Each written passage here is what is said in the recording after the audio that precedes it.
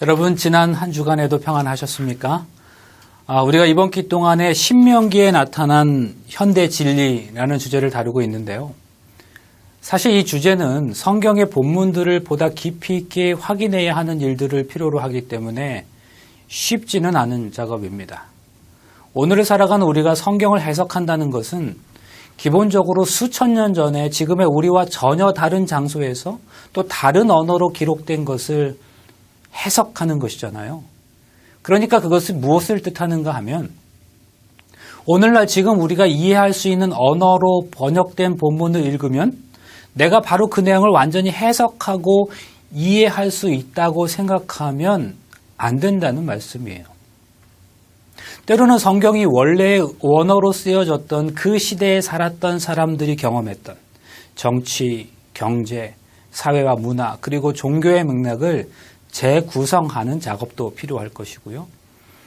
또 우리가 과거에 그때로 돌아가서 그때 그 사람들의 마음으로 이 성경을 받아들이는 작업이 필요합니다. 그러면 여러분, 그것으로 끝일까요? 아니에요. 그런 과정을 통해서 우리는 일단 성경의 내용은 이해할 수 있을 거예요. 그러나 정말 중요한 것은 그래서 이런 질문에 우리가 답할 수 있어야 하는 것이지요. 이게 무슨 말씀인가 하면 그 옛날에 쓰여진 성경의 이야기가 어떻게 오늘의 나에게 적용되어져야 할 것인지를 거기까지 찾아내는 단계까지 갈 수 있어야 한다는 것입니다. 2000년 전에 예수님께서 십자가에 달리신 그 사건이 그저 역사적 사건으로만 이해하고 끝난다면 그분이 한 번이 아니라 수천 번 십자가에 달리신다 한다 하더라도 나와는 전혀 상관없는 이야기가 되는 겁니다. 그 말씀과 사건이 오늘 나의 삶을 이끄는 주제가 되고 또 그런 이유가 될 때에 말씀을 우리가 제대로 해석했다고 말할 수 있는 것이죠. 사랑하는 여러분, 우리가 그리스도인으로서 단순히 의무감으로 하는 성경 읽기보다는 그것보다 더 중요한 것은 가장 중요한 것은 나를 통해서 성경이 읽혀지는 것입니다. 그리스도인의 의무는 성경 읽기가 아니라 성경대로 살아가는 것이기 때문입니다. 그래서 거룩을 설명하는 레위기 19장은 성경을 읽으라는 말 대신에 일상의 삶에 대한 이야기를 주로 다루고 있는 거지요. 그래서 여러분, 스토리텔링보다 더 중요한 건 스토리 리빙입니다. 우리가 성경대로 살기 위해서는 성경을 읽은 후에는 그 성경으로 나를 읽을 수 있어야 합니다. 말씀을 기준으로 해서 내 믿음의 수준을 돌아보고 말씀과 믿음의 일치를 위해 끊임없이 변화할 수 있어야 하는 거죠. 여러분, 우리가 성경을 읽고 성경을 공부하는 것은 단순히 성경의 내용을 더 잘 이해하기 위함이 아니잖아요. 성경적인 삶을 살아가기 위한 것이죠. 그러므로 가장 좋은 성경 읽기는 성경으로 삶을 읽고 삶으로 성경을 읽어주는 것이라고 할 수 있겠습니다. 성경을 익히고 또 성경이 읽히는 성스럽고 거룩한 삶. 여러분, 이것이 하나님께서 우리에게 성경을 주신 유일한 이유입니다. 또 그것이 우리가 성경을 공부하는 이유가 되는 것입니다. 아무쪼록 이번 기 동안에 우리가 함께 공부하는 이 신명기가 조금은 어렵게 느껴질 수도 있겠지만 이번 기 동안에 우리가 깊이 있는 성경 공부가 우리 모두의 신앙의 깊이를 더하게 하는 그러한 기회가 되실 수 있기를 간절히 소망합니다. 이번 과에서 우리는 하나님께서 선택하신 한 나라, 이스라엘의 이야기를 살펴보게 될 겁니다. 기억절 먼저 확인해 보시겠습니다. 오늘 내가 너희에게 선포하는 이 율법과 같이 그 규례와 법도가 공의로운 큰 나라가 어디 있느냐. 이번 주에 우리는 다시 앞으로 돌아와서 신명기 4장을 중심으로 이 주제를 살펴보려고 하는데요. 신명기 3장까지는 주로 지난 세월 동안의 일들을 회상하면서 전한 그 모세의 회상적 설교라고 할 수 있습니다. 그런데 신명기 4장을 시작하면서부터는 이스라엘 백성들이 이제 곧 들어가야 할 그 가나안 땅에서의 일들을 위해서 경계하며 권면하는 그 권면적 설교라고 할 수 있겠어요. 이제 너희는 새로운 땅에서 어떻게 살아가야 하는가? 바로 이 문제를 다루고 있는 것입니다. 여러분, 가능하시면 이번 과를 공부하시기 전에요. 신명기 4장 전체를 한번 시간 내서 주의 깊게 읽어보시기를 제안드려요. 가나안에서의 살아남기를 다루고 있는 신명기 4장에서 명령과 금령이 매우 많이 등장하고 있습니다. 먼저 긍정적인 명령의 표현들을 살펴보면 1절 준행하라, 2절 명령을 지키라, 6절 지켜 행하라, 그리고 9절 힘써 지키라, 10절 가르쳐 지키게 하라. 그리고 부정적인 교훈이고 교훈적 지시인 금령, 금하는 명령의 형태는 2절에 가감하지 말라, 9절에 스스로 삼가라, 9절에 잊어버리지 말라, 그리고 15절에 깊이 삼가라, 23절 스스로 삼가라, 또 23절에 아무 형상의 우상이든지 조각하지 말라 그랬습니다. 자, 이 신명기 4장은요 이렇게 시작합니다. 이스라엘아, 이제 내가 너희에게 가르치는 규례와 법도를 듣고 준행하라. 그리하면 너희가 살 것이요. 잘 보세요. 너희가 살 것이요가 하나님의 율법을 지키는 주된 목적입니다. 이 표현은 신명기 전체에 걸쳐서 매우 자주 반복되고 있어요. 실제로 율법과 생명의 연결은 예수님께서 젊은 부자 청년과 나눈 대화에서도 친히 인정하신 것이었지요. 신약성경에 이런 표현이 있죠. 어떤 사람이 주께 와서 가로되 선생님이여 내가 무슨 선한 일을 하여야 영생을 얻으리이까? 예수께서 가라사대 어찌하여 선한 일을 내게 묻느냐? 선한 이는 오직 한 분이시니라. 네가 생명에 들어가려면 계명들을 지키라. 지금 이 신명기의 말씀이 선포되는 상황에서 이스라엘 백성들에게 삶이란 요단강 건너편 가나안 땅에서 사는 걸 의미했어요. 사실 이 땅은 하나님께서 이미 주시기로 약속하신 땅이었죠. 그런데 그곳에서의 삶을 위해서 하나님의 법도를 지켜야 한다고 말씀하십니다. 여러분, 우리는 이것을 어떻게 이해해야 할까요?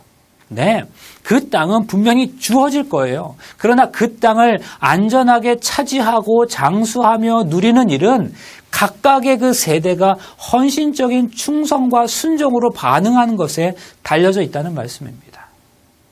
여러분, 그 약속은 오늘 우리에게도 다르지 않아요.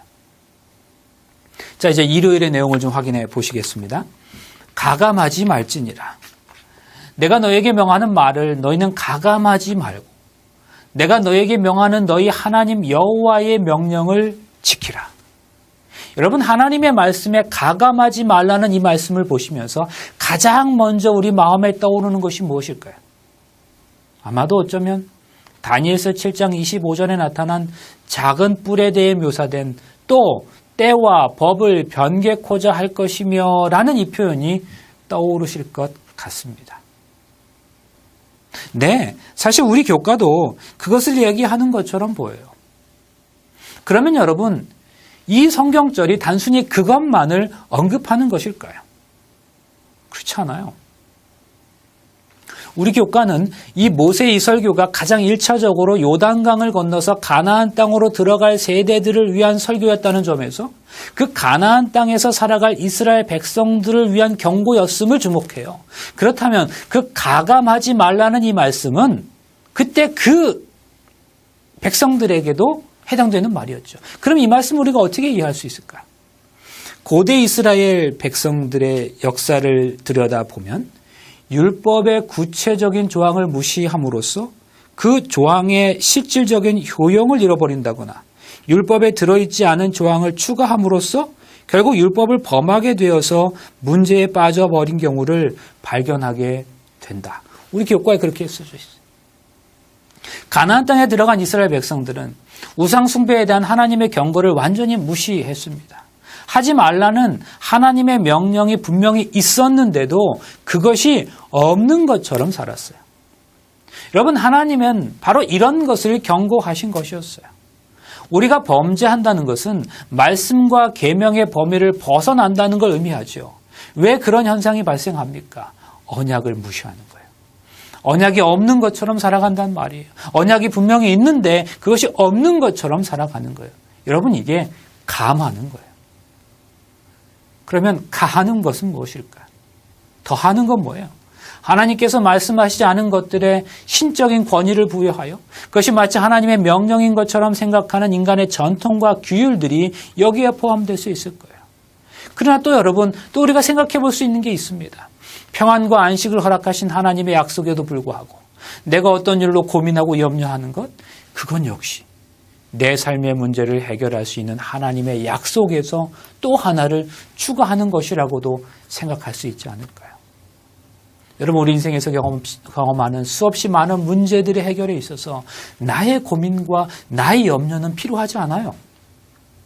그런데 우리는 많은 경우에 하나님의 약속에 나의 염려를 추가하는 경우가 많이 있어요.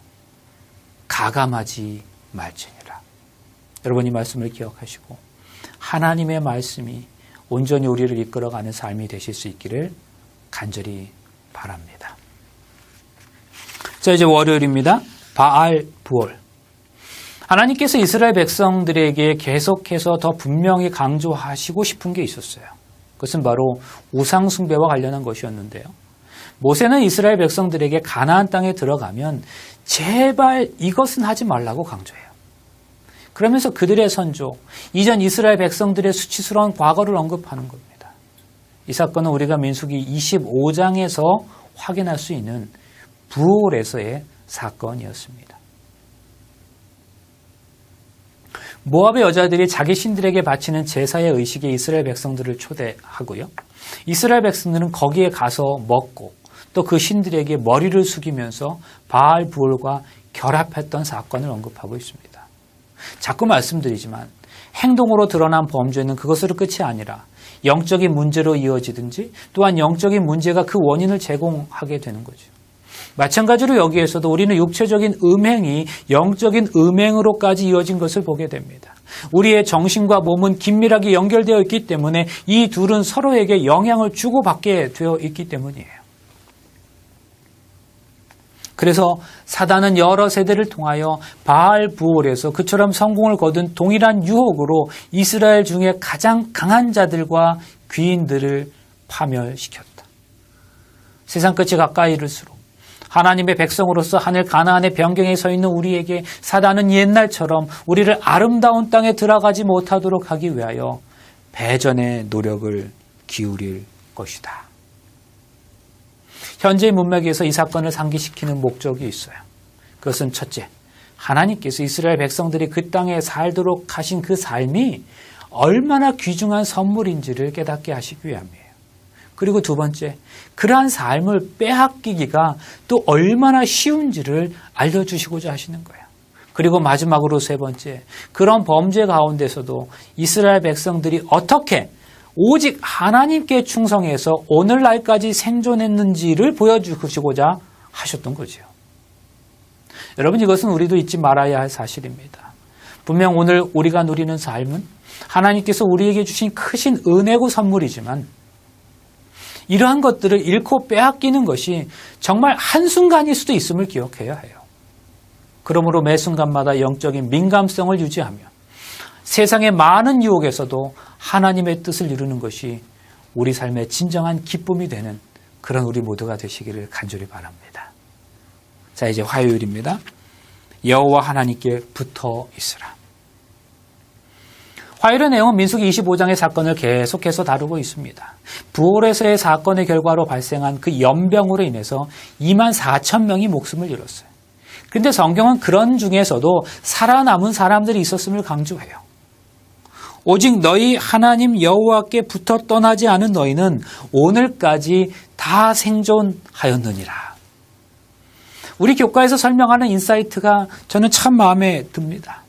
이 성경절과 그 앞절에 등장하는 모든이라는 단어의 대비에 집중해 보라. 바알부올은 다른 모든 사람들은 다 멸망했다. 그러나 모든 하나님께 붙어 있어 떠나지 않았던 그 모든 사람은 생존하였다.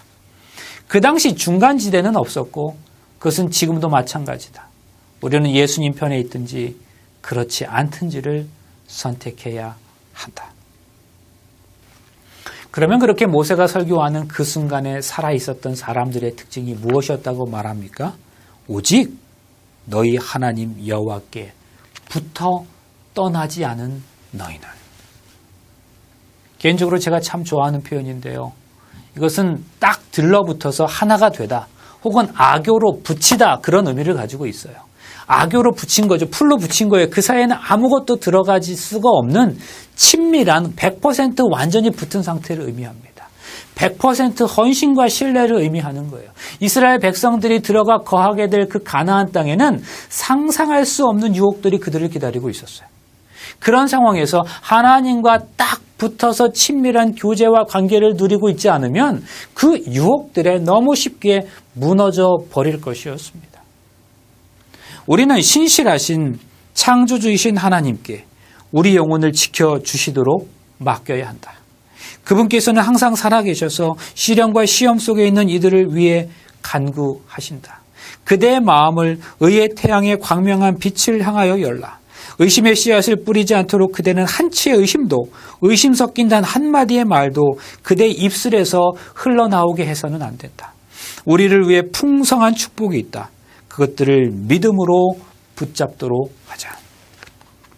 여러분, 우리는 어떤 문제가 있을 때 기도해요.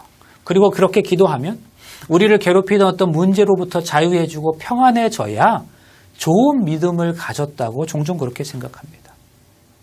그런데 사실요, 우리가 간절히 기도해도 평안함이 잠깐뿐일 때가 있어요. 그래서 문제가 해결되지 않는 이상 아무리 기대해도 평안함을 기대할 수 없을 것처럼 보일 때가 종종 있어요. 그럴 때 우리는 생각하죠. 아우, 이게 무슨 믿음인가? 나는 정말 믿음도 없어. 그런데요, 진짜 믿음은요, 문제 해결이 안 되고 때로는 내 마음에 평안함이 없어도 하나님을 떠나지 않고 하나님께 꼭 붙어서 하나님을 믿고 말씀대로 사는 게 진짜 믿음 아니겠습니까? 정작 우리의 삶을 구원하는 것은 그저 마음의 평안함이 아니라 우리가 믿는 하나님이시기 때문입니다. 여러분, 열심히 예배해도 우리 앞에 고난이 여전할 수 있어요. 말씀대로 살아도 상황이 바뀌지 않을 수 있어요. 아무리 기도해도 평안함을 느끼지 못할 수도 있어요. 사실 삶이 그래요. 그게 삶이죠. 그런 삶에서 하나님과 함께하는 것 그 자체가 가장 의미 있고 가치 있는 삶임은 여러분 기억할 수 있어야 합니다. 그래서 진짜 믿음은 평안함과 함께 사는 게 아니라 하나님과 함께 사는 겁니다. 수요일, 이처럼 큰 나라가 어디 있느냐? 내가 나의 하나님 여호와께서 명령하신 대로 규례와 법도를 너에게 가르쳤나니 이는 너희가 들어가서 기업으로 차지할 땅에서 그대로 행하게 하려 함인즉 너희는 지켜 행하라. 이것이 너희 민족 앞에서 너희의 지혜요 너희의 지식이라. 그들이 모든 규례를 듣고 이르기를 이 큰 나라 사람은 과연 지혜와 지식이 있는 백성이로다 하리라. 우리 하나님 여호와께서 우리가 그에게 기도할 때마다 우리에게 가까이 하심과 같이 그 신이 가까이 함을 얻은 큰 나라가 어디 있느냐. 오늘 내가 너에게 선포하는 이 율법과 같이 그 규례와 법도가 공의로운 큰 나라가 어디 있느냐. 지금 읽은 성경절은 목요일의 내용에서도 함께 다루고 있습니다. 먼저 주목해 볼 것이 너희가 들어가서 기업으로 차지할 땅에서 그리고 여러 민족 앞에서 이런 표현들이에요. 하나님께서는 이스라엘 백성들에 대한 특별한 목적을 가지고 계셨어요. 하나님께서 이 백성들을 불러내신 것은 큰 민족과 큰 나라로 삼고자 하신 것이었는데요. 그들을 통해서 다른 족속들에게도 복이 되게 하시기 위함이었지요. 그러므로 이스라엘 백성들이 율법에 순종하는 것은 그 이스라엘 백성들에게만 유익한 것이 아니었습니다. 이스라엘은 완전히 공개된 무대에서 살아가야 함을 강조한 거예요. 이스라엘의 역사에서 일어난 모든 그 사건은 주변의 민족들의 지적과 반응에 활짝 열려져 있었어요.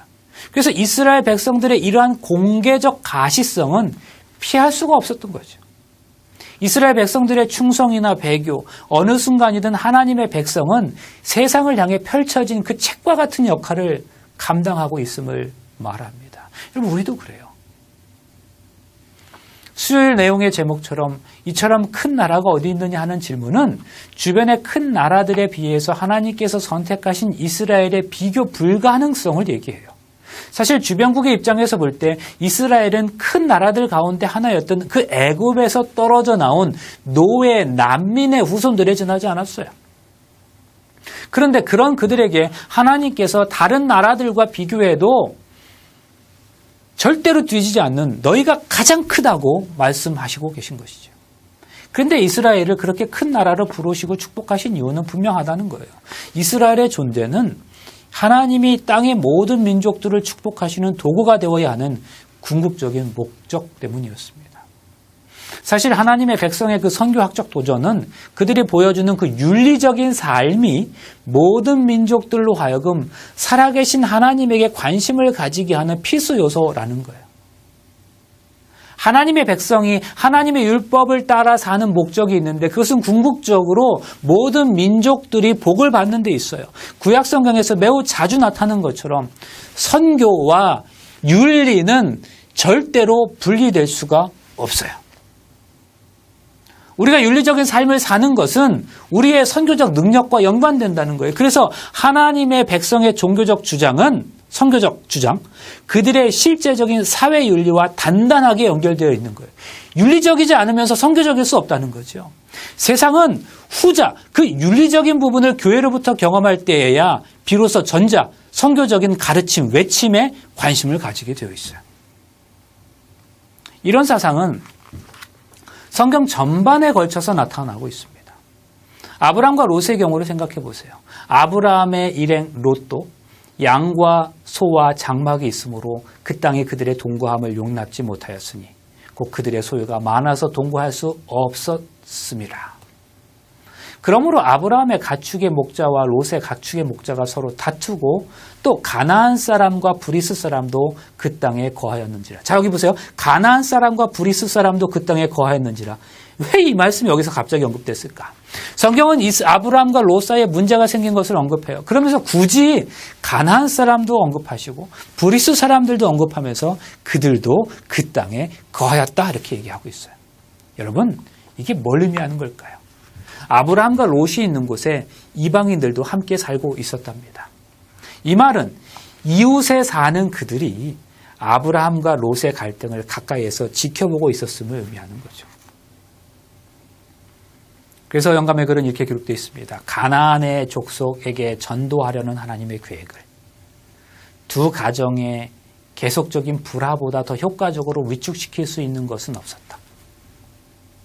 우리 재림교회 주석이에요. 여러분, 우리가 이 세상에서 그리스도인으로 살아가면서 믿음의 형제들과의 관계에서 참으로 조심해야 하는 것은 세상 사람들이 우리를 지켜보고 있기 때문이에요. 우리가 믿음의 형제들이나 육신의 형제들 간의 갈등을 제대로 그리고 성경적으로 해결하지 못하면 세상 사람들 앞에서 하나님의 영광이 훼손되는 거예요. 그래서 성경은 이 부분을 특별히 강조해 우리에게 이렇게 말씀합니다. 새 계명을 너에게 주노니 서로 사랑하라. 내가 너희를 사랑한 것 같이 너희도 서로 사랑하라. 너희가 서로 사랑하면 이로써 모든 사람이 너희가 내 제자인 줄 알리라. 여러분, 이러한 사실이 오늘 우리가 더불어 살아가는 믿음의 형제들과의 관계를 보자 아름답고 특별하게 유지하게 할 수 있기를 간절히 소망합니다. 자, 이제 목요일입니다. 너희의 지혜요 너희의 지식이라. 목요일 제목을 이야기하는 성경절을 다시 한번 확인해 보실까요? 내가 나의 하나님 여호와께서 명하신 대로 규례와 법도를 너에게 가르쳤나니 이는 너희가 들어가서 기업으로 차지할 땅에서 그대로 행하게 하려 함인즉 너희는 지켜 행하라. 이것이 너희 민족 앞에서 너희의 지혜요 너희 지식이라. 그들이 모든 규례를 듣고 이르기를 이 큰 나라 사람은 과연 지혜와 지식이 있는 백성이로다 하리라. 이 성경절을 우리 교과는 이렇게 설명해요. 얼핏 보면 규례와 법도 자체가 지혜와 지식을 포함하고 있는 것처럼 보일 수도 있다. 하지만 그것은 본문이 얘기하는 게 아니다. 하나님께서 그들에게 규례와 법도를 가르쳐 주신 것은 맞다. 하지만 그들의 지혜와 지식은 그것을 지키고 순종하는 데서 오는 것이었다.